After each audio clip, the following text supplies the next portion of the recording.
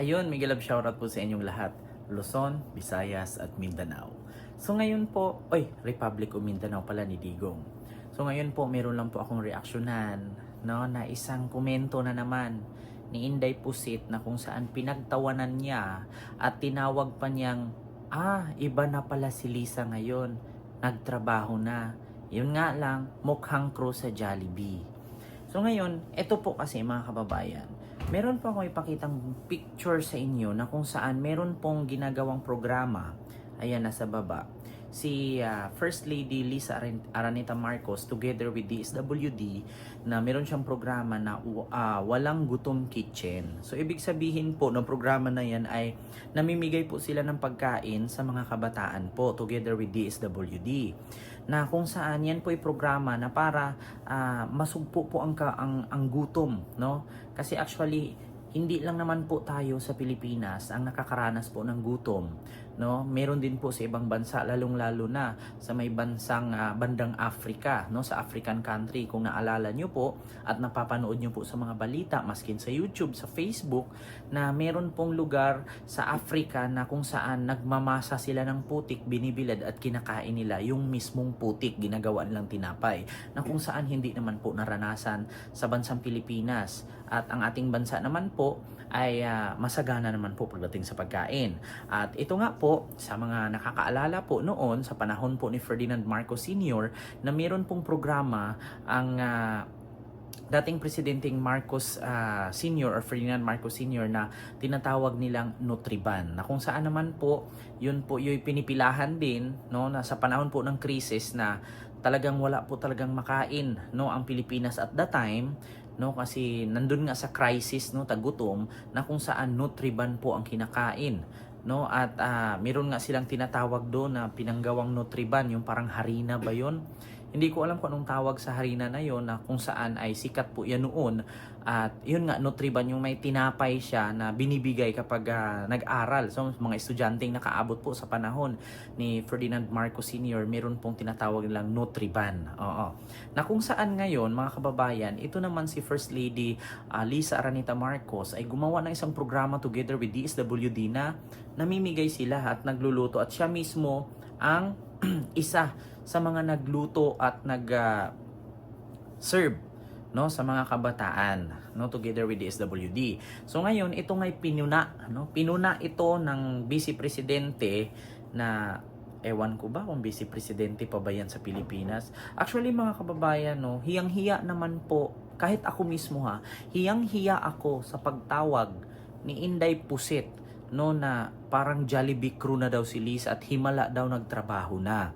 Na kung saan, buti pa nga ang First Lady na wala namang posisyon sa gobyerno, tumulong at gumalaw, kumilos. Samantalang yung pumuna na, Diyos ko, pangalawa sa pinakamataas na posisyon sa bansa, walang kwenta, walang ginawa. Actually, may ginawa naman siya, yung maglustay, manood ng concert, magpatato, manood ng basketball, at magnakaw ng pera sa bayan. Diba? So kung saan po mga kababayan makikita nyo po dito, ayan, isa po yan sa mga ginagawa po nila First Lady Lisa Araneta Marcos, ang pagbigay po ng pagkain sa mga kabataan na meron ngang tema, ang kanilang programa na nakalagay dito ay Walang Gutom Kitchen. Oo, na yan nga ipinuna, Diyos ko naman day. Alam niyo, sa totoo lang mga kababayan, hindi na ako nagalit kay Inday, ako'y natatawa na lang, sa totoo lang. Actually, no, kung papatulan nyo ang ganyang klaseng tao, meron ngang tinatawag sa Bisaya na kapag patulan mo, mugara. Alam nyo yung sa Tagalog, kapag pinatulan mo, yung, alam mo yung lalala, di ba?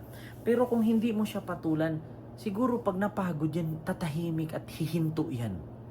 Diba? Actually, nakakahiya po kasi na dapat ikaw, pangalawang Pangulo ng Pilipinas, dapat maging ehemplo ka, maging modelo ka para sa ikakaunlad ng bansa. Hindi yung meron kang nakikita sa kapwa mo na kagalit ka, pinupuna mo at sinisiraan mo. Samantalang ikaw, pag nabalikan ka, galit na galit ka. Diba? Actually, meron kasing tawag niyan eh. Yung alam nyo yung may tantrum, ano ba yun?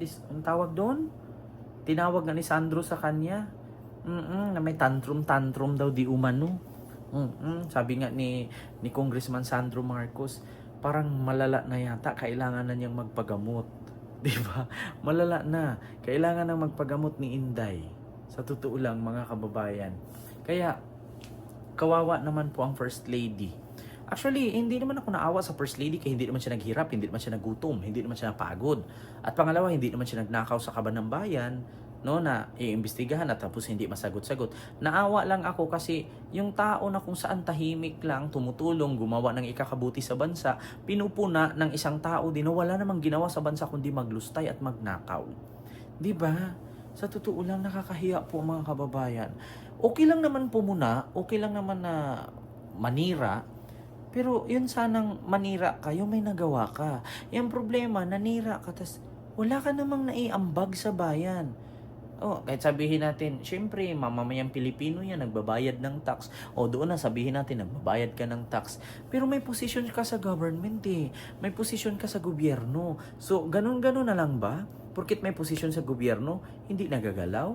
Porkit may position sa gobyerno, mamumuna na lang ng kapwa nagtrabaho sa government. 'Di ba?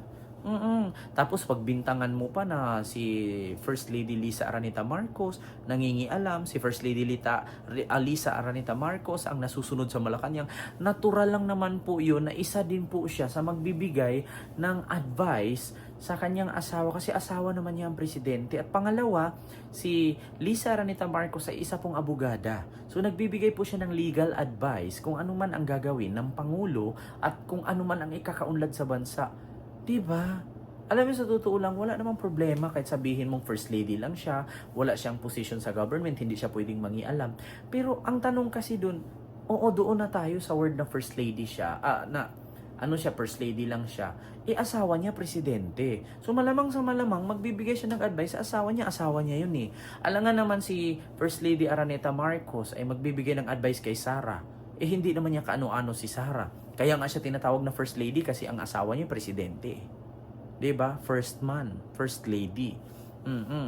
At saka ano naman ngayon kung mangingialam si First Lady Araneta Marcos sa nangyayari sa bansa? Kasi ang mangyari diyan kung magkapalpak-palpak man, at least alam niya mai-advise niya sa asawa niya kasi asawa niya ang presidente. 'Di ba? Bakit? Si Digo nga ang lakas ng loob maghamon at mag-utos, no, sa mga kasundaluhan na magkudita, wala naman siyang power sa government. 'Di ba? Tapos si First Lady Araneta Marcos, asawa ng presidente, wala nang lugar, wala na siyang papel para mangialam sa nangyayari sa bansa. Asawa niya yan eh. Kung anumang nangyaring kapalpakan sa asawa niya, magre-reflect din sa kanya kasi asawa siya. 'Di ba? At saka may karapatan si First Lady Araneta Marcos, Lisa, na magbigay ng advice or manghihimasok sa trabaho ng presidente kasi abogada siya.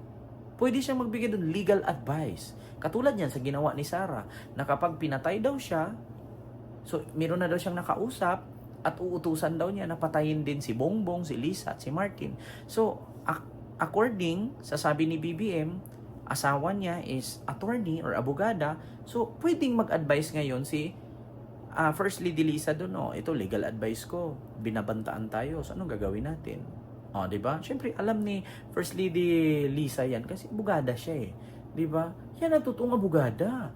May alam sa batas, hindi basta-basta babanggain mo, matutumba ang bumabangga. Hindi katulad ng iba diyan, Diyos ko, abogada daw.